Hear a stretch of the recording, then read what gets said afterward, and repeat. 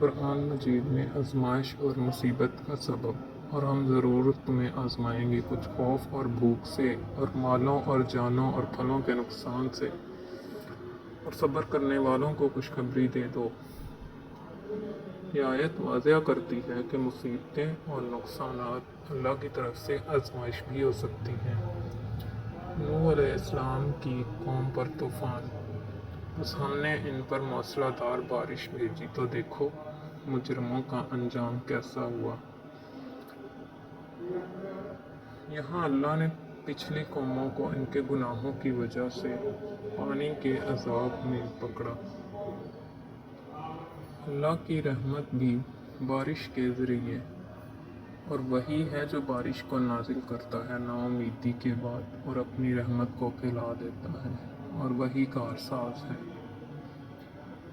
یعنی بارش کبھی عذاب اور کبھی رحمت ہوتی ہے، نیت اور حالات پر منحصر ہے۔ احادیث مبارکہ میں بارش اللہ کی رحمت ہے۔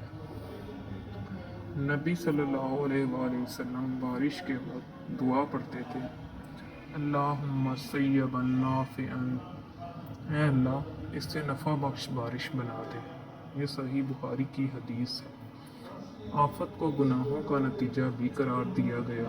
رسول اللہ صلی اللہ علیہ وآلہ وسلم نے فرمایا، جب کسی قوم میں فحاشی ظاہر ہوتی ہے تو ان میں طاعون اور وہ بیماریاں پھیل جاتی ہیں جو ان کے آباء و اجداد میں نہ تھیں۔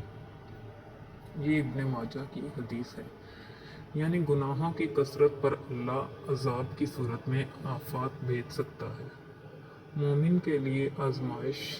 نبی صلی اللہ علیہ وسلم نے فرمایا، مومن کو جو بھی تکلیف، بیماری، غم یا پریشانی پہنچتی ہے، یہاں تک کہ کانٹا بھی چبھتا ہے، اللہ اس کے بدلے اس کے گناہ معاف کرتا ہے۔ صحیح بخاری اور صحیح مسلم کی حدیث۔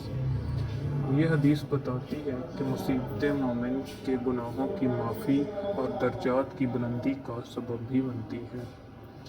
قرآن و حدیث کے مطابق سیلاب یا قدرتی آفتیں اللہ کی آزمائش بھی ہیں، گناہوں کی سزا بھی ہو سکتی ہیں، اور مومن کے لیے گناہوں کا کفارہ بھی۔ ایسے موقع پر قرآن ہمیں صبر، استغفار اور دعا کی تعلیم دیتا ہے۔ نبی صلی اللہ علیہ وآلہ وسلم بارش کے وقت دعا کرتے اور مصیبت کے وقت صبر کی تلقین فرماتے۔ بارش کے وقت کی دعائیں۔ نفع بخش بارش کی دعا۔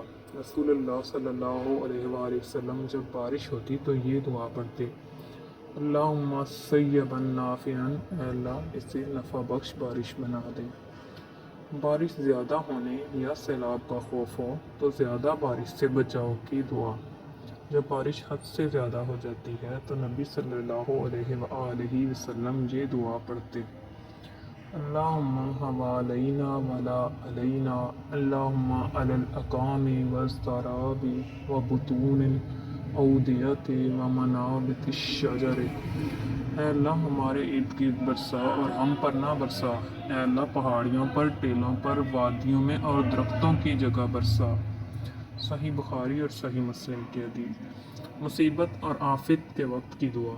مصیبت کے وقت پڑھنے کی دعا۔ نبی صلی اللہ علیہ وآلہ وسلم نے فرمایا، انا للہ و انا الیہ راجعون، اللہم اجرنی فی مصیبتی واخلف لی خیرا منہا، ہم اللہ کے ہیں اور ہم اسی کی طرف لوٹنے والے ہیں، اے اللہ مجھے میری مصیبت میں اجر دے اور اس کا بہتر بدل عطا فرما۔ صحیح مسلم۔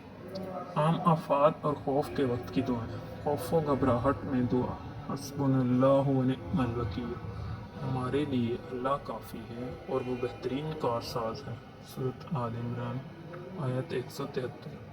حفاظت کی جامع دعا، اللہم انی اعوذ بک من زوال نعمتک و تحول عافیتک وفجاءت نقمتک و جمیع سخطک، اے اللہ میں تیری پناہ مانگتا ہوں تیری نعمت کے زوال سے، تیری عطا کی ہوئی عافیت کے ختم ہونے سے، تیرے اچانک عذاب سے اور تیری ہر ناراضگی سے۔